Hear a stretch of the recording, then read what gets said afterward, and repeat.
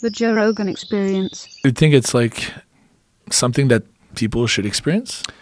I think that's up to people. Yeah, good point. Yeah. I know we have to be careful what we say to people, but I understand. But yeah, I used to think people need to do it. I used Yeah. to think people, but I used to think people need to do everything. I think you do whatever you want. PJJ do everything. Well, and also having children. There's a lot of people that say you should have children. I don't know about that, man. I think everybody has a different path.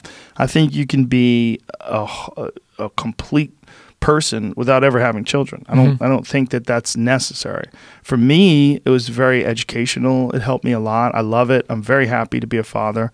I've learned a lot, but I don't think it's necessary. I think you can be a complete person without a lot of experiences. I think what's more important is like, what kind of experiences are you having with the people that you're around with, and are you being fulfilled? Like if you inherently, like inside of you, always wanted to be a chess master, but you never pursued it, you're going to have that regret and that longing for something. For you, it let way. If you didn't pursue that, if you didn't go after that, if you instead decided to get a job in accounting or something like that, you would have this longing to do something. And I think everyone has a different makeup, a different psychological makeup, different personality, different interests. And I think there's a lot of people that are interested in things that I have no desire to do. And to them, it's their whole life. And I'm not interested in it at all, but I'm not them. It's like finding out what it is for you. What is it in your life that attracts you? I've been very, very, very fortunate. And one of the things that I've been very fortunate is I would say I'm a risk taker, but it's more that I don't have any interest in doing safe things. Okay. In terms of like, I don't have any interest in like taking an easy job, a safe job. I know I'm going to get a paycheck every week. That's never interested me. Okay. That seems like prison. Yeah, like me too. And I've never been able to do it. And I always thought that I was a loser because I couldn't do that. Because other people could work hard and they can get a good job and they would get a pension, security. I felt like when I was young, there was something wrong with me that I couldn't do that. Because I grew up in New England, and in Boston, everybody worked hard. There's like a hard blue collar sort of environment where I couldn't do it, man. I couldn't do it. These guys all showed up for work every day at 7 a.m. I wanted to kill myself. Did you do it a little bit? Did you try it? Yeah. I tried it. I did a lot of construction gigs and a lot of different small jobs, but it's the same reason why I left, because I felt like it was missing something. I wanted to see the world. I wanted to leave. Yes. Well, that's you, though. Yeah. But look, now you're fulfilled. Yeah. You're a fulfilled person. You're living your life. But that's you. Yeah. For other person, that would be torture. If you had some guy that really just wants to be a mathematiician and someone's like, no, you're going to go to Myanmar. You're going to be a fucking Letway champion. You'd be like, what? I'm not headbutting anybody. The fuck you're not, man. You better, because they're going to headbutt you. No. You're going to fight in prison. What? I'm not fighting in prison. For the record, guys, I wasn't incarcerated, by the way. You're fighting I was somebody there. who was in prison.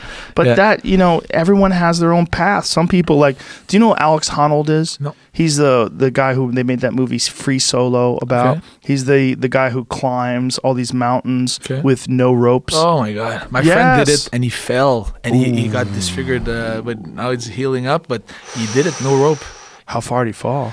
I have to show you the picture. It was a bad fall. It looked like he got bitten by a dog. It was like, and I guess they look for a rush. That's an amazing rush they must get. I think so, but Alex, the way he described it, he said it's not really a rush. He said it's pretty mellow. Okay. Because if you get a rush, like you're in trouble. Yeah, true. He's like the whole thing, but it's obviously there's something about that intense challenge that's appealing to him that doesn't attract me at all. Not even a little bit. I have no fucking desire. Imagine. I don't want to even climb with ropes, but this guy loves it. Did you do bungee before? Did you try bungee? No, never done that either. No, fuck that. Skydiving, no? No, fuck Why not? you. Fuck you do DMT, but you don't do skydiving.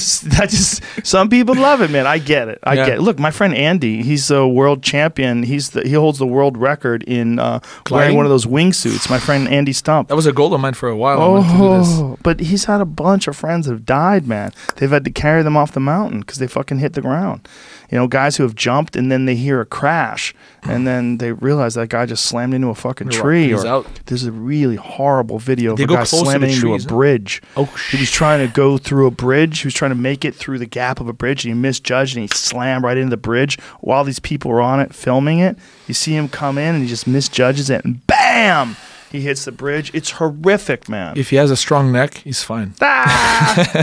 See, I think everybody is different. Some people are put on this life to be a poet. Some people are put on this life to be an author. Okay, wait, describe put on this life. No, I mean, whoever you are, okay, how you feel, what is the thing that you're drawn to? For some people, it's architecture. They want to build houses. They're fascinated by the construction methods. They're fascinated by design, and they're just really drawn to want to build houses. Yeah. Some people want to make music. Some people are drawn to lyrics, and they're drawn to musical notes and bars and changes, and that's their thing. Everybody has I mean, some people have many things, you know, and for some people, that's their problem, is they have so many things. Sure. It's hard to focus on one, but really the key, I think, to happiness in life is being honest with yourself and finding whatever it is that's attractive to you. Yeah. Whatever it is that draws you, whether it's animation or sculpture or making clothes. Everyone has a thing. While you were talking there, I felt like I was in another dimension. It felt like I lost myself. Really? Yeah. Why? That's the effect you talking about. I was like, I don't know. I'm thinking. I think I'm crazy. Yeah, you're definitely crazy. Yeah, a little bit. Yeah, of course. You have to be really great at anything. Don't you get sometimes like crazy? You're doing something and then you have the feeling like you don't know. I don't know. You're carried away. Yeah, you're getting carried away in the thoughts. Yeah, I have that all the time, man. It's a crazy life. Yeah, it is a crazy life, but it's a really crazy life if you follow your passions. Yeah, and it's a fucking crazy boring life if you don't. Well said. And there's a lot of people out there that, unfortunately, whether it's their family, sometimes your family, they'll try to influence you in a way to get you to do something that's safer. I mean, my own family did that. They were always trying to get me to. The big one was graduate from college, graduate from university, get a degree. You know, have a safe. You know, don't just try to. So how'd you do it? Comedy. Because I know Gary Vee is a big proponent of that. Like, you know, quit school and and how do you do, like, because a lot of people are stuck with the parents think. So you just said, fuck it, I'm gonna do it regardless. Yeah, I think my parents gave up on trying to control me very young. I was just, you know, like they didn't even want me to do martial arts when I started doing martial arts. When did you start? Really heavily when I was 15. I started when I was 14, but really heavily when I was 15. Okay. That's when I just became obsessed with Taekwondo and competing.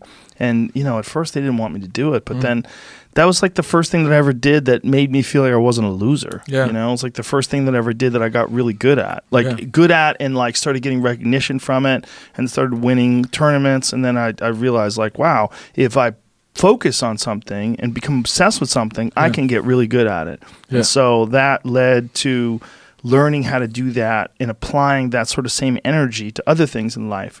You know, I think sometimes people just have to find a thing, whatever that thing is that really floats your boat, and then find the time to pursue it and set up your life so that you have the time to pursue it. And now they're scared sometimes, oh, but if I do this, there's not going to be income around it. But you just have to persevere and money will come. And just everything is possible, I think. And it's crazy but now that I kind of lived it, it's true. You can do whatever you want.